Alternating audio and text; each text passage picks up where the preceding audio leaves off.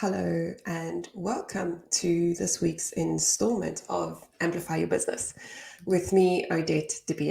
I am the Managing Director of Amplify Business Coaching and Consulting, and I am the founder of the Business with Altitude Summit, which focuses primarily on helping businesses and organizations grow through creating a competitive advantage with customer experience. Today, I'd like to chat about the common myths around customer experience, what it is, what people think it is, and sort of the things that we believe that are completely not true.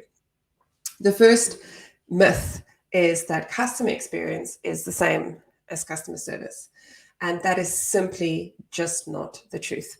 When I run workshops or when I do trainings, and even during the summit, I do a this or that game. And one of the games, and in this game, we talk about, is this customer experience or customer service? And the common misconception is that customer experience means that you show up and you smile, or it's exactly the same as customer service. And that's just not true. Customer service is one interaction with the client, and yes, you should be smiling, but that's not what creates the experience. Customer experience is the entire experience that a customer or potential customer has with your organization. It does not start when they pay you, it starts when they become aware of you. So customer experience looks at the end-to-end journey that a customer has with an organization, with a brand. Customer experience includes pre-sales events. It includes your branding that happens before the customer even becomes aware of the fact that they need you. It's the language that you use. It's the way that your team shows up. It's the DNA of the organization. It includes the values. Customer experience is so much more than simply customer service. It's so much more. So I'd love for you to comment, #replay, if you are watching the replay of this. And if you have any questions, obviously pop them in the chat box and in the comment section, and I'd love to answer your questions. But that is the first and foremost thing that we need to clarify. Customer experience is not customer service. And just because you're smiling does not mean that you are delivering a customer experience, or even a good one for that matter. The next myth is a very common one. You can't please everyone. Now, it's completely true that you cannot please everyone, but that doesn't mean that you shouldn't strive to provide a positive or a memorable customer experience. So when you focus on creating a memorable experience that creates positive memories, then it's no longer about pleasing everyone. It's about meeting the majority of the needs for your customers. When we talk about customer experience, it's important for us to know who we are talking to. Who are our customers? Who are these people that we'd like to sell to? And I always talk about going on a customer safari. Go and scope them out. Go get your binoculars, go see what they like, see what they struggle with. What are the things that drives them insane? And then go and see if you can fix that problem. Go and see if you can create something that eases the process for them. One of my mentors always says that the size of your income is directly related to the size of the problem that you solve. So obviously, the bigger the problem you solve for your customers, the more they will pay you. And if you do it in such a way that they actually can't help but talk about you, well, now that is what customer experience is all about, right? We want to create raving fans. And the reason we want to create raving fans is because someone who's a raving fan doesn't need to be prompted to talk about your business. They will talk about your business all the time to everyone who's willing to listen. And while marketing is important, and we have to do marketing, and we've got a couple of marketing experts on this podcast quite often that we host, the reality is the best kind of marketing is word of mouth marketing, social proof. And when your customers start talking about your business, about the experience that you deliver, about how you transform their lives, about a problem that you've solved for them, real people, that's when people start buying from you without having seen your ad, without having been aware of your billboard, without having seen your email sequence. It's about creating raving fans. And you can only do that if you've created a memorable, positive experience by solving a problem for them. The third myth is that customer experience is expensive. And this myth comes from places like the Ritz-Carlton, which is all about luxury, right? If you go to the Ritz, you are in the lap of luxury and they spend no expense. In fact, their teams are equipped with a dollar value per day that they can use to help solve a problem, ease a friction or a frustration for a customer. If something's gone wrong, they could use that money to go and fix the thing. So that's why we think that customer experience is expensive. The reality is that not every business is the Ritz-Carlton, and not every business delivers the Ritz-Carlton experience. So if you are a mom and pop bed and breakfast that wants to create a cozy, homey environment for weary travelers, then your purpose and the experience that you deliver will be different to that the Ritz-Carlton delivers, because the Ritz-Carlton delivers a luxurious experience and you will pay for that experience. That makes absolute sense. But for a mom and pop bed and breakfast who wants to create a warm, homely experience, you don't do what they've done. Yes, you solve problems for them, but you pay more attention to creating a warm, welcoming environment. You will perhaps in the winter, you'll have the fireplace going and you'll have comfy couches for people to sit on. And you'll have dinner tables where everyone gets together to build community and we sit and we have dinner together. That is very different from the experience that you get at the Ritz-Carlton. So at this point, I want to encourage you to think about who it is you're serving and what problem it is you're solving for them, and how your experience could be made memorable. Because a memorable experience is not a one-size-fits-all. You do not create an experience that you copy and paste to every single business. Every single service-based business will not have the same experience. If they've honestly thought about it, it will be a different experience. And it will be memorable because we are all unique. And what sits at the heart of the experience is the DNA of the founder, is the DNA of the business, and is the DNA of the people. The DNA, my business philosophy, my business values are different to those of other coaches, of other consultants, of other people who are in the service-based space. Therefore, the experience that I deliver is different to the experiences that they deliver. Now, it's not they're better, I'm better, good, bad. It's not about that. It's about an experience that matches and aligns to my values, to the goals that I'd like to achieve, and to the customers that I want to serve and the problems that I solve. So experience, A, is not expensive. It's about being intentional about how we deliver an experience. And B is not one size fits all. That's why we are a consulting business, because you can't say, oh, this insurance company does it this way, therefore we all have to do it that way. That's not how it works, because the DNA of each organization is different. And it's important to align your DNA with the experience that you deliver. The next myth is probably my biggest bugbears, and it's that customer experience is only for big corporate organizations. Now, this one I want to debunk straight out the water, because customer experience is for anyone who is selling anything, or who is trying to create a community around anything, or who is trying to get people on their bandwagon, whatever that bandwagon is. I work with coaches, I work with consultants, I work with accountants, I work with insurers, I work with churches, I've worked with product-based businesses, I've worked with organizations that are in the food and beverage industry.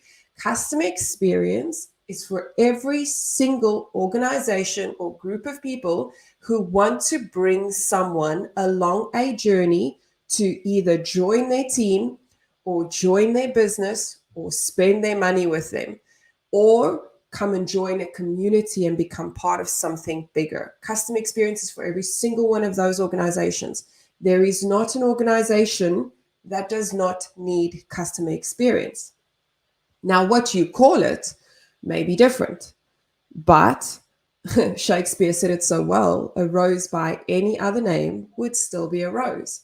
Customer experience by any other name would still be customer experience. So client experience, customer experience, congregation experience, member experience, it doesn't matter what you call it. What matters is the emotion that you try to evoke by delivering deliberate experiences so that those people that you've delivered it to comes back, whether it is to give you their credit card because they now trust you with their money, whether it is to come back to your church on a Sunday morning, whether it is to come back to your gym on a Monday morning when it's cold outside and it's 6 o'clock in the morning and no one's working out because it's just miserable, whether it's the coffee club, the book club, whatever it is, it's a customer experience and you've got to be deliberate about how you deliver it. The last one I want to talk to today is that customer experience is all about technology. Now, this myth came about when Amazon created this amazing experience, click, click, ding dong. I mean, I love it because you do really click, click, pay, and then at some point in the very near future, ding dong, someone's at the door, they are delivering your product that you have purchased.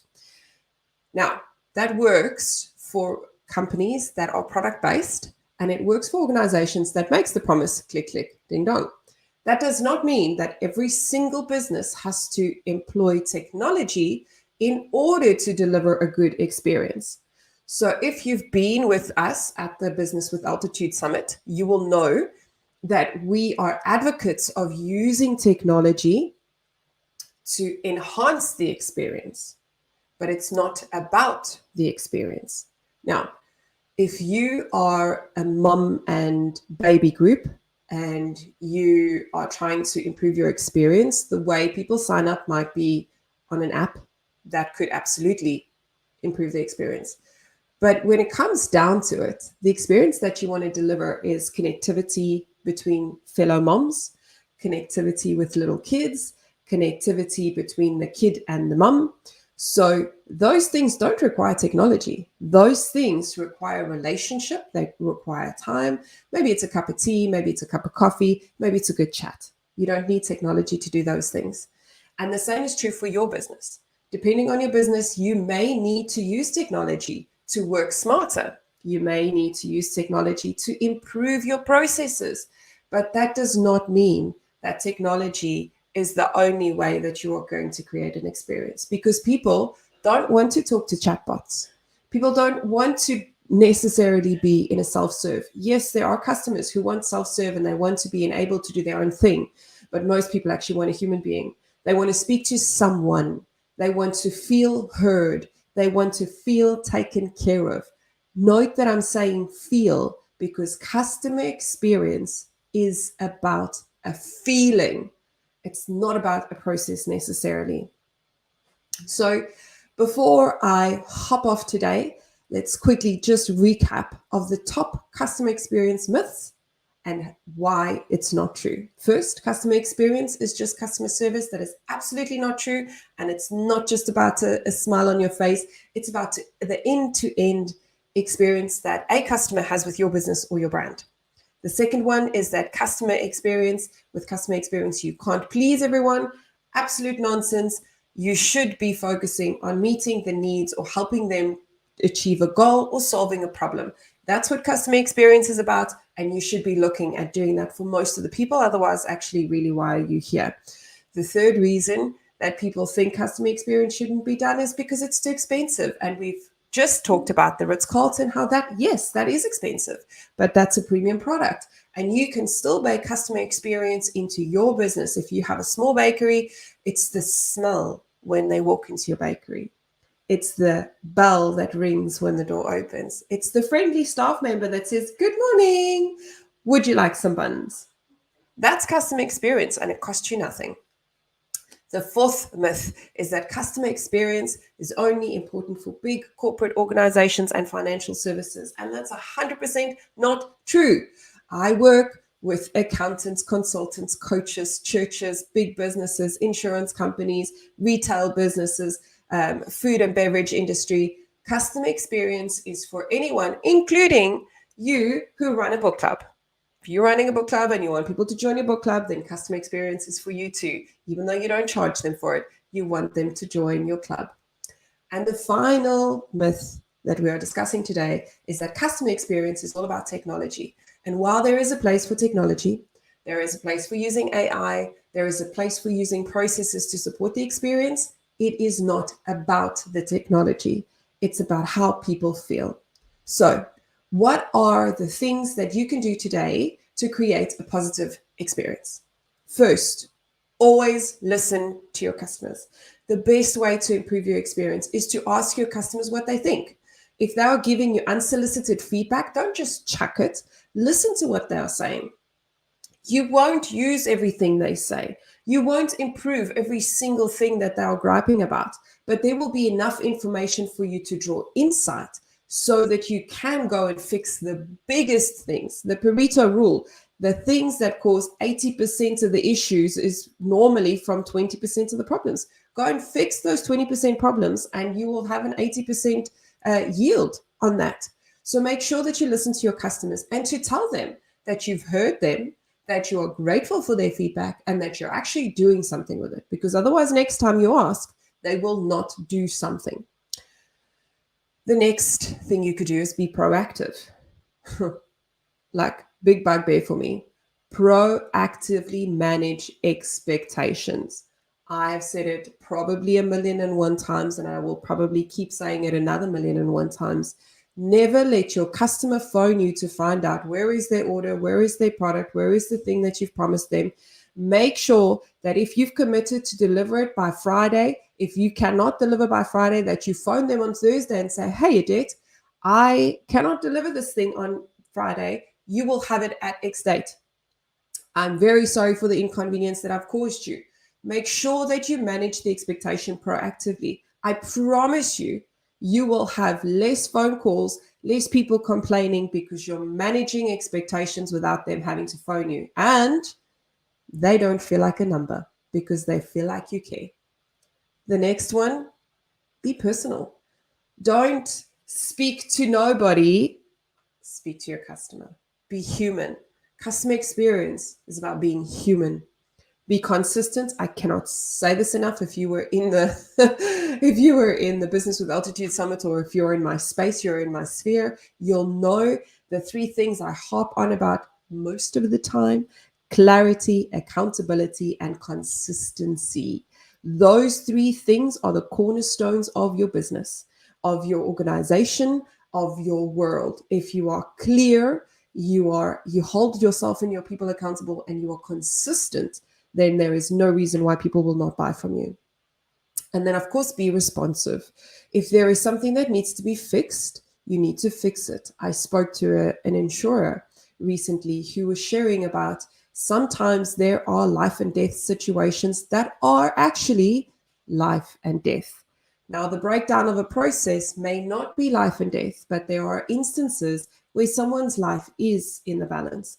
And in those times, you have to make sure that you actually treat it like it's life and death, that you treat it with the appropriate level of seriousness. And there are times when you have to just say, look, this is actually not that important right now. We don't need to fix it, or we don't need to address it. So the very last thing that you can do today in your business is just be helpful. So our business, my business, and everyone that I work with and everyone that I partner with, I have the ethos and the philosophy of generosity. When we are generous, when we show the world that there is more than enough, more comes to you. That's how it works. So go the extra mile. Pick up the phone one more time. Help your customer. Go beyond what they've paid for. Go beyond what they've asked for. When you surprise and delight, you quickly resolve issues. You replace, you refund. Yes, there are people who are going to take advantage of that, but most people will appreciate it and will remember it in a positive way and will help you grow your business. If you've got a scarcity mindset, your life flows in the direction. Craig Rochelle said this. Your life flows in the direction of your most dominant thought. If your most dominant thought is that there is not enough in the world, that you cannot afford to be good to people, then that is the life that you will experience. But the moment you flip it over and you say that there is more than enough in the world, there is more than enough, I can be generous, and you are generous, then that comes back to you. What you are is what you attract. That's how it works. So I hope that you enjoyed today's segment on common myths, debunking customer experience myths and unveiling the truth. If you have any thoughts or any questions, I'd love to hear from you. Drop your comments in the comment section or in the chat box, wherever you are, in whichever platform you're listening on.